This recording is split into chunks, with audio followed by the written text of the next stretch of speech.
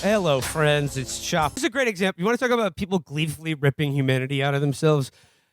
Sitting around the breakfast table after the 6 a.m. daycare drop-off and morning strategy walk the Collinses take every day, Malcolm read aloud a text message from his mother.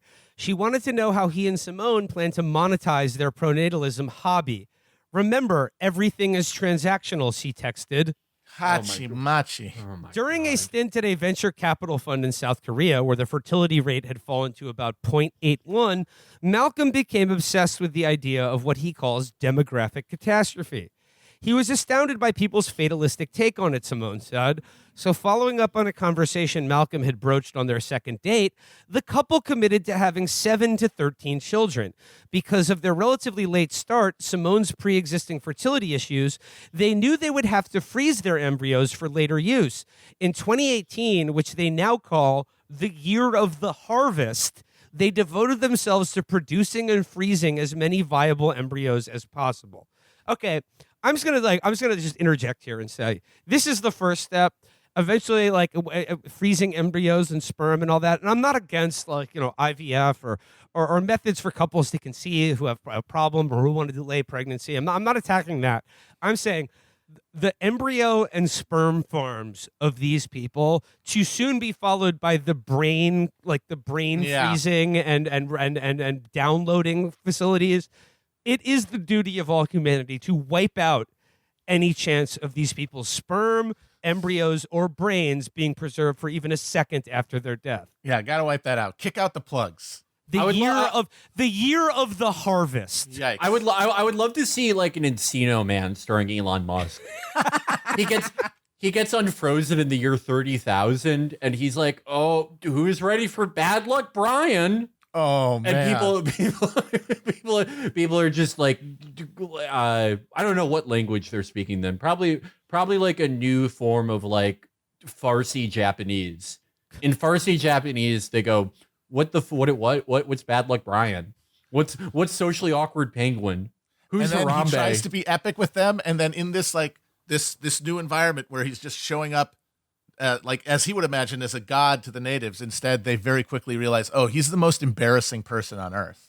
Yeah, this guy is, oh God. And like they're very polite because this is the future, and they figured that shit out. So they're not mean to his face, but he can see in every interaction the pained expressions as they just try to humor him. Yeah, in the future, in the year 30,000, when there's a one world government that is like in Star Trek, run by Stacey Abrams. She's still around. We couldn't get rid of her. She lost the world popular vote, but her campaign, they got a lot of electoral votes in Indonesia. She went really hard there. That there is a museum for all people like this, all people who froze themselves 28,000 years ago. There's a museum of extinct memers and shit posters in Madagascar where all these people live and share Babylon Bee articles. And the people come and watch them, and they're just horrified. They're just in shock. They're like, oh, God. Okay. And they feel so superior. It's like watching a show about the 50s when they're all like, oh, look at these guys being casually sexist. I'm better than them. Going on, it says here, Simone and Malcolm then took their data export to a company called Self-Decode, which typically runs tests on adult DNA samples to analyze what the Collinses called the fun stuff. Sitting on the couch, Simone pulled up a spreadsheet filled with red and green numbers. Each row represented one of their embryos from the 6th batch, and the columns a variety of relative risk factors from obesity to heart disease to headaches. The relative part means that these scores can only compare each embryo's risk to that of other individuals with different genetic constitutions, as opposed to absolute risk scores. The Collinses' top priority was one of the most disputed categories, what they called mental performance adjacent traits, including stress, chronically low mood, brain fog, mood swings, fatigue, anxiety, and ADHD. The tests they performed also provided a risk score for autism, a diagnosis Simone herself has received, which they decided not to take into account. Simone compared her autism to a fine-tuned race car. Even if she struggles with certain real-world situations, she said, if I'm on the track and I have my pit crew and I have the perfect fuel, She can dramatically outcompete other people, Malcolm said, finishing her sentence. Matt, this gets exactly to what you were saying. Yeah, I have the perfectly engineered brain to extend my light of consciousness a billion years in the future, provided that I have the perfect pit crew and fuel around me at all times. Otherwise, if I hit a fucking pothole, I'm gonna fucking collapse. And also, what is it? It's being on the computer. That is the sole facet that you're putting all of your points into.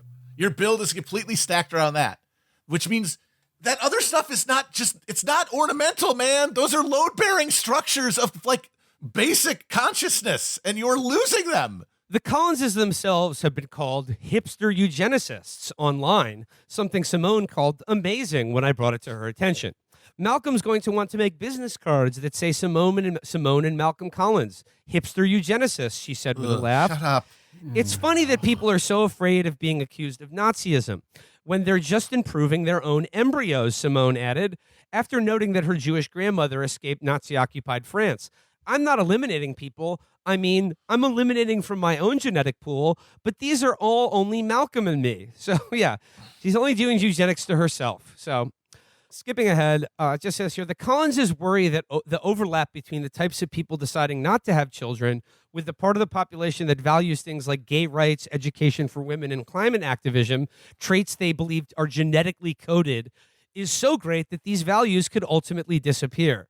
Yeah, I'm sure they're very concerned about that. Well, this is the psychosis of a ruling class in crisis.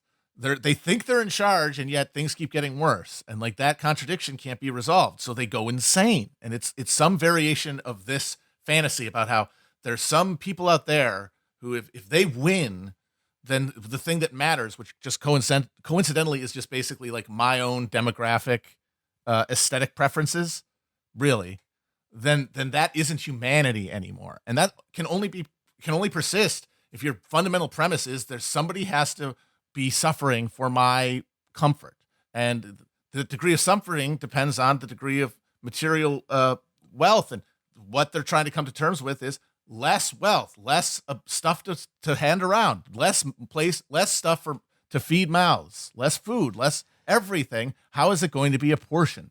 And, you know, they like, think, we wanna... can't try to save everybody. We have to save the best. But what the best is just personally them. I don't want to make this like too much about like, oh, me, my personal identity here, but I am fascinated with their belief that political beliefs are genetically predetermined. Because I would just like to provide a counterexample to that. My own fucking genetic code and existence on this planet. Take of that what you will. And also, I'm sorry, as a child of adoption, I do find everything about these people to be morally repellent. Like, I mean, like as a moral imperative here, like the idea that like you need to have 13 perfect children, but like, that adoption never occurred to you, or the idea that you could teach values, or that like sort of culture and community are transmitted through things other than your blood and jizz. No, because what else is there? The other stuff can't be quantified. The other stuff can't be fucking put on a vivisection table and picked through logically. So it cannot be processed. It can't be recognized as real. So it gets thrown out of the equation. I guess I like just a little bit more from this article before we have to close out today. But quote, you have to create cultures that reward and have structures for large families.